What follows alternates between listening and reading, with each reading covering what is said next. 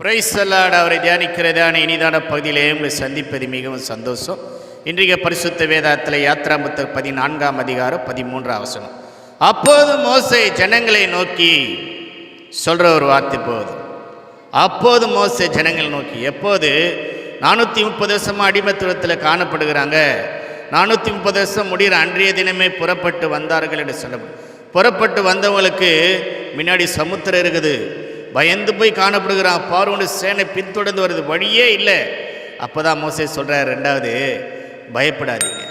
இன்னைக்கு கூட நிறைய பேர் பயந்து போய் காணப்படுது, வழியே இல்லையே, எப்படி நான் கடந்து போவேன், எந்த பக்கம் போனாலும் ஒரு முக்கட்டான ஒரு நிலைமை காணப்படுது. ஆண்டு சொல்கிறார், பயப்படாத, உனக்கு வழியை உண்டாக்குவார். நம்ம எல்லாரும் தெரிய சமுத்திரத்தில் ஆண்டு வழி உண்டாகாத வழியாக கடந்து போனான். ஆனால் இஸ்ரவேல் ஜனங்க அப்போ தெரியல. இன்னி கூட நீ நினைக்கிற வழியே இல்லை, பயந்து போய் கிடையாது, எப்படி இதுலேருந்து நான் கடந்து வருவேன், இந்த கடன் பிரச்சனை எப்படி இந்த பாதிலேருந்து கடந்து வருவேன். நான் நினைக்கிறேன் உனக்காக ஒரு வழியை உண்டாக்குவார். அன்பான கர்த்தர் பிள்ளையே, பயப்படாதே. ரெண்டாவது மோசே ஜனங்களை பார்த்து சொல்கிறாரு, நீங்கள் இன்று கொண்டு கர்த்தருடைய ரட்சிப்பை பாருங்கள். இன்றைக்கு உன் வாழ்க்கையில் ஒரு விடுதலை உண்டு. அன்பான கர்த்தர் பிள்ளை, வேதாதான் சொல்லி இன்றைக்கு கர்த்தர் உங்களுக்கு செய்யும் ரட்சிப்பை பாருங்கள். நின்று கொண்டு இன்னைக்கு கர்த்தர் உன் வாழ்க்கையில் செய்கிற அற்புதத்தை பார்ப்ப. அன்பான கர்த்தர், நாளைக்கு அல்ல, இன்றைக்கு பார்வன் சேனை பின்தொடர்ந்து வருது, உனக்காக ஒரு வழியை முன்னாடி ஆயத்தப்படுத்தி வச்சுக்கிறார். அன்பான கர்த்தர் பிள்ளையே, இன்று சொல்லப்படுது. அன்பான கதை, கோலியாத்தை பார்த்து தாவீது சொன்னான், இன்றைக்கு உன் கையில் என்னை ஒப்பு கொடுப்பேன் என்று தாவீது கோலியாத்தை பார்த்து சொன்னான். அவ்வளோ பெரிய மனிதன், ஆனால் வேதம் சொல்லுது, இன்றைக்கு உன் கையில் என்னை ஒப்பு கொடுப்பார். இன்னைக்கு கூட அன்பான கர்த்தர் பிள்ளை, உன் சத்துருக்களை உன் கையில் ஒப்பு கொடுப்பார். 430 வருஷம் அடித்தனத்தில் விடுதலை வந்த பார்வோன் சேனை ஒருவனும் மீறவில்லை சொல்லப்படுது.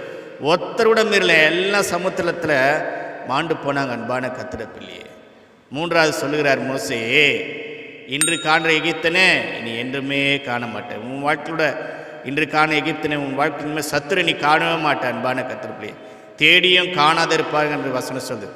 உன்னை தேடி தேடுறவங்க காணாத போயிடுவாங்க. அன்பான கர்த்தர் பிள்ளையே, இஸ்ரவேல் ஜனங்களுக்கு செய்த தேவன் உன் வாழ்க்கையில் இந்தமாரி அற்புதத்தை செய்வார். எப்படி செய்வார்?